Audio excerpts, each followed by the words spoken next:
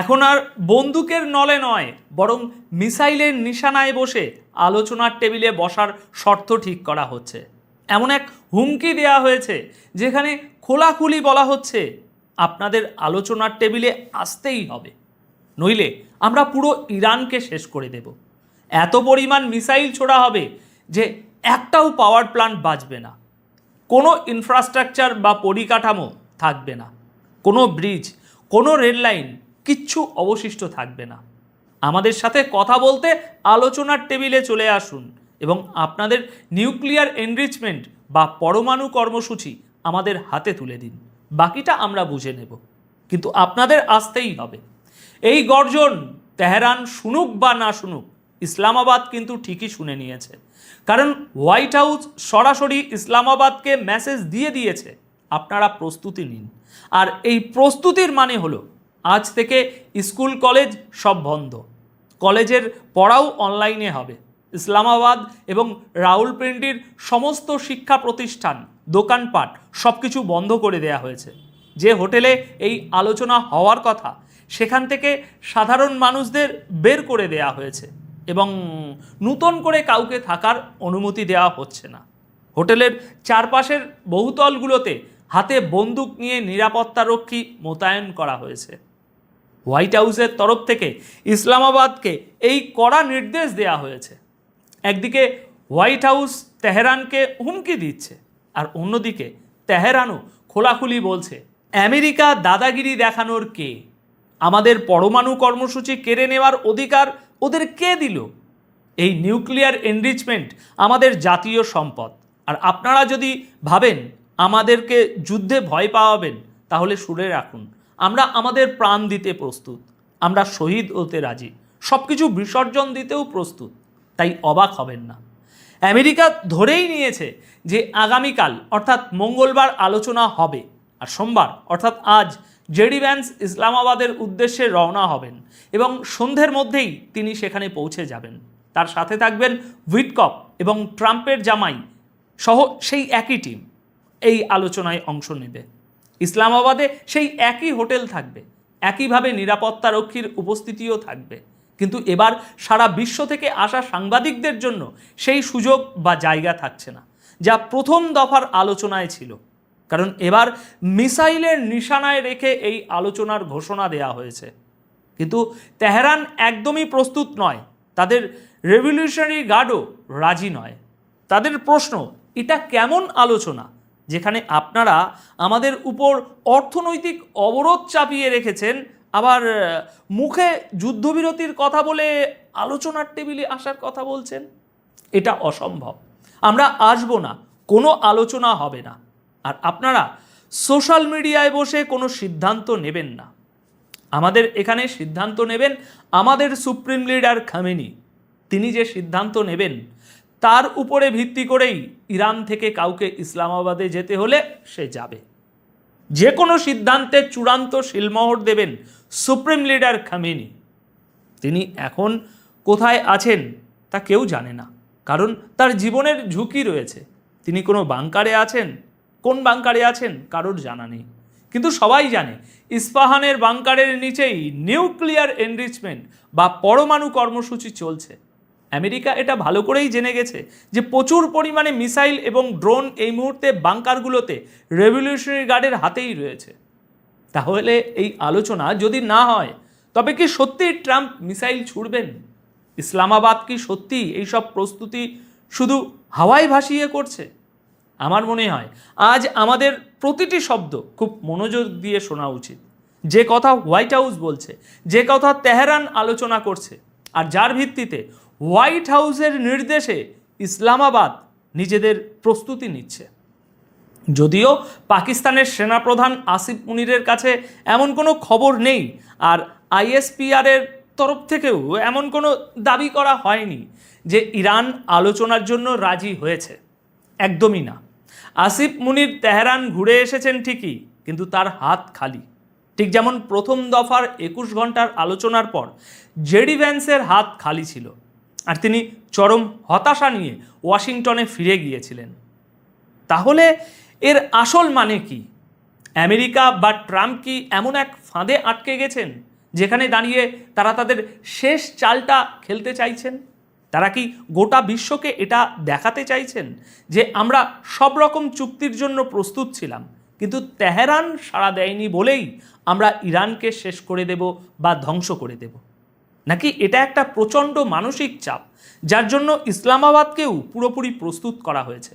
এমনকি C-17 বিমানও নূর খান বিমানবন্দরে অবতরণ করেছে এবং ইসলামাবাদে এই বিমান নামার পর প্রস্তুতি আরও জোরদার হয়েছে। কিন্তু একটু দাঁড়ান, এই প্রতিটি কথার গভীরতা আপনাদেরকে বুঝতে হবে। আগে এই অবতরণ করা বিমানটির দিকেই একবার তাকান। এটা আমেরিকার প্রস্তুতি, এটা ইসলামাবাদকে প্রস্তুত থাকার একটা কড়া নির্দেশ। তবে আন্তর্জাতিক কূটনীতিতে এই প্রথমবার আমেরিকা পুরোপুরি তৈরি। হোয়াইট হাউস সবুজ সংকেত দিয়েছে, কে যাবে সব ঠিক হয়ে গেছে, কিন্তু ইরান সরাসরি বলে দিয়েছে একেবারেই না। আগে অর্থনৈতিক অবরোধ তুলুন, তবেই কোনো আলোচনার কথা ভাবা যেতে পারে। আর পরমাণু কর্মসূচির কথা যদি বলেন, তবে স্বপ্নেও ভাববেন না যে আপনারা ওই দিকে এক পাও এগোতে পারবেন। কিন্তু এই মুহূর্তে সবচেয়ে বড় প্রশ্ন হলো, ইসলামাবাদে আসলে চলছেটা কি? এবং সেখানে যাই হচ্ছে তাতে ইসলামাবাদের নিজস্ব কোনো হাত নেই, কোনো নিয়ন্ত্রণ নেই।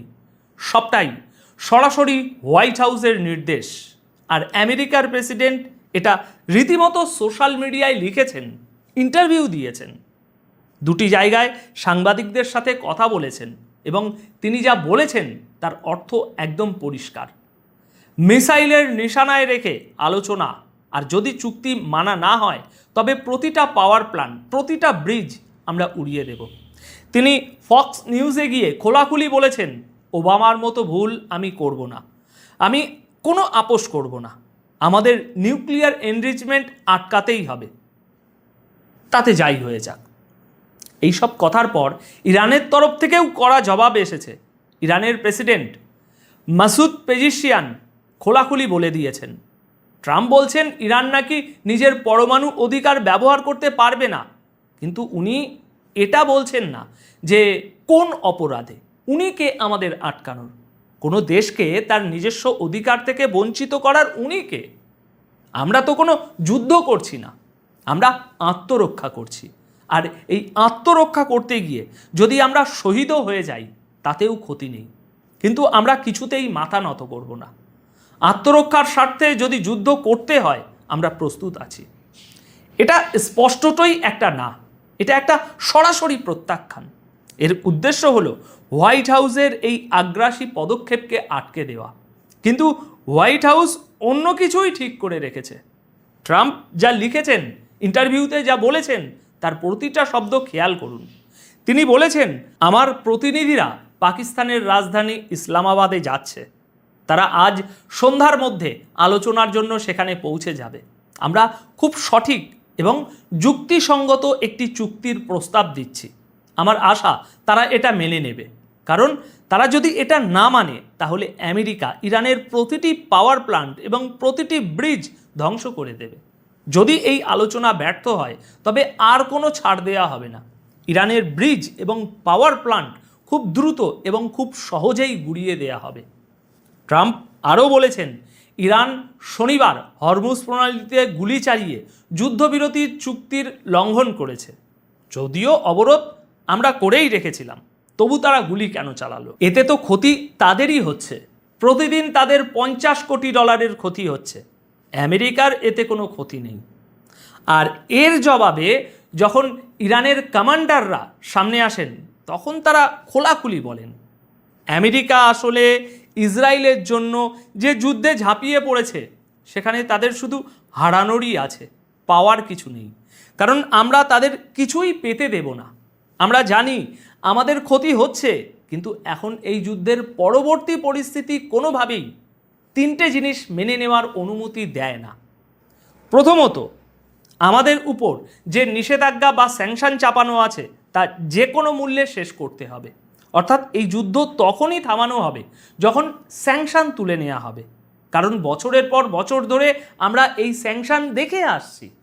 দ্বিতীয়ত, যুদ্ধের পরিস্থিতিতে গত 4-5 দশক ধরে ইসরায়েল এবং আমেরিকার যে মানসিকতা রয়েছে, আপনাদের সেই দৃষ্টিভঙ্গি বদলাতে হবে।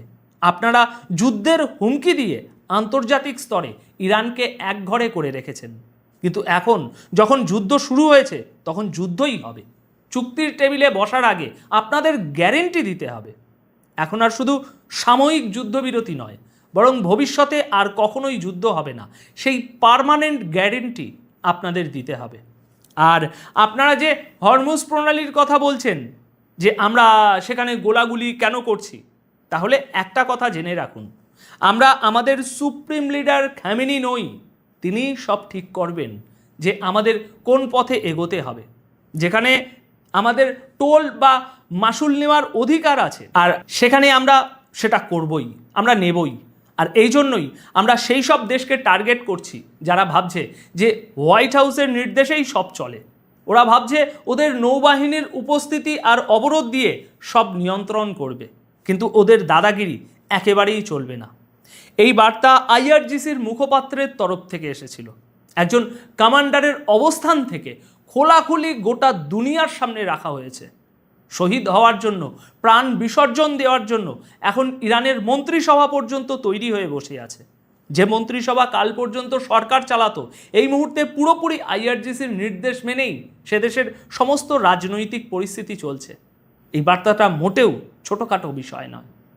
আগামীকালের মধ্যে 3টি বড় ঘটনা ঘটতেই হবে, আর যদি তা না ঘটে তাহলে পরশুর পরের পরিস্থিতিতে দুটো ব্যাপার হতে পারে। হয় এটা ধরে নেওয়া হবে যে আমেরিকার প্রেসিডেন্ট ট্রাম্প যে পরিস্থিতি তৈরি করেছেন তা স্রেফ বিশ্ববাজার এবং শেয়ার বাজারকে প্রভাবিত করার জন্য, কারণ তিনি শুক্রবার যা বলেছিলেন তাতে শেয়ার বাজার উপরে উঠেছিল, আর এখন যা বললেন তাতে কাল হয়তো শেয়ার বাজার নিচে নেমে যাবে, কারণ ইরান সম্মতি দেয়নি, পাকিস্তান তৈরি আছে, হোয়াইট হাউস তাদের লোক পাঠাচ্ছে। এটা এমন একটা পরিস্থিতি যেখানে প্রথমবার এই প্রশ্নটাও উঠছে যে বাকি দুনিয়া যারা নিজেদের মতো করে চেষ্টা করছে তারা এখন কি করবে। ইউরোপের দেশগুলো এখন ইরানের সাথেও বৈঠক করছে। তারা পারস্পরিক সম্মতির মাধ্যমে ইরানকে একটা প্রস্তাব দিতে প্রস্তুত। জাপান, অস্ট্রেলিয়া, নিউজিল্যান্ডের মতো দেশগুলোও এই পরিস্থিতিতে জ্বালানি বা এনার্জি নিয়ে নতুন রাস্তা খুঁজছে। কিন্তু আমেরিকা মিসাইলের ভয় দেখিয়ে এই আলোচনাটা ইসলামাবাদে কার্যকর করতে চাইছে।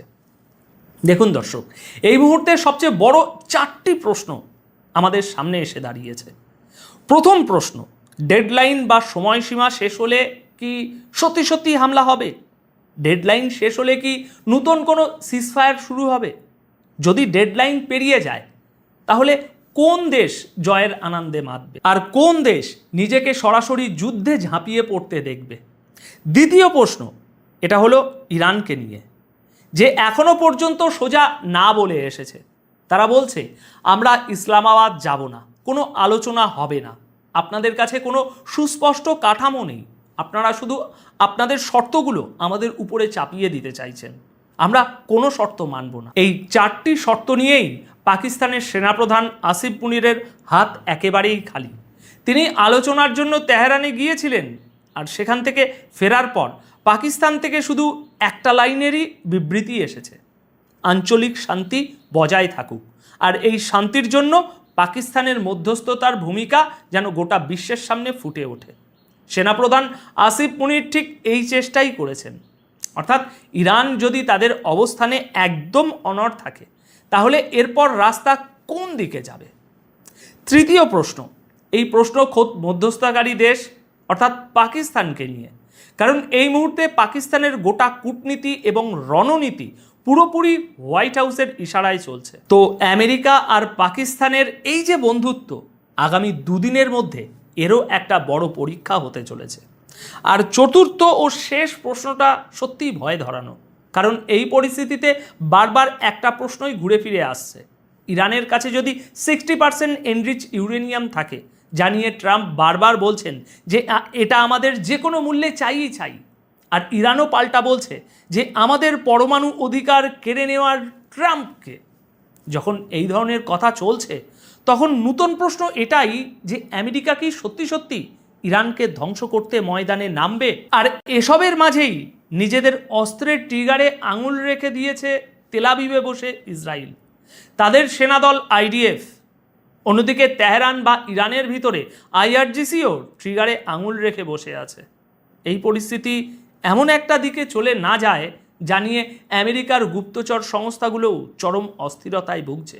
তারা ভাবছে যার কাছে 60% নিউক্লিয়ার এনরিচমেন্ট আছে, আর যখন তার দেশকেই শেষ করে দেওয়ার হুমকি দেওয়া হচ্ছে, তখন সেই দেশ কোন দিকে কিভাবে এগোবে তা কেউ জানে না। আর সম্ভবত এই প্রশ্নের উত্তর হোয়াইট হাউসের কাছেও নেই, পেন্টাগনের কাছেও নেই। ঠিক একই সমস্যায় হয়তো সিআইএও ভুগছে।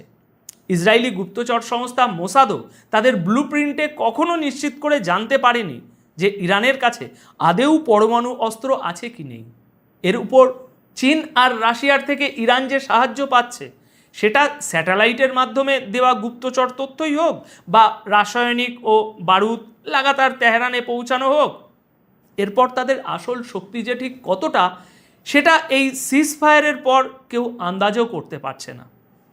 আর এই জন্যই আমেরিকান রিপোর্টও বলছে যে ইসলামাবাদের এই প্রস্তুতি আমেরিকার সবচেয়ে বড় চাল। এমন একটা সময়ে যখন গোটা দুনিয়া ধরে নিয়েছে যে ইরান কিছুতেই মাথা নত করবে না, তখন আমেরিকা তাদের মাথা নত করাতে যে কোন পর্যায়ে চলে যাওয়ার মতো অবস্থায় আসতে পারে, সেটাই আজকের সবচেয়ে বড় প্রশ্ন এবং ভাবার বিষয়। আজকের এই প্রশ্নগুলোকে বরং প্রশ্নই থাকতে দিন, কারণ আজ সন্ধ্যায় জেডি ভ্যান্স এবং তার 2 সহযোগী ইসলামাবাদে পৌঁছাবেন, আর ইরান এখনও পর্যন্ত নিজেদের না অবস্থানেই অনড় রয়েছে। সুতরাং দেখা যাক সামনে এই পরিস্থিতি কোন দিকে যায়। অনেক অনেক ধন্যবাদ আপনাদের।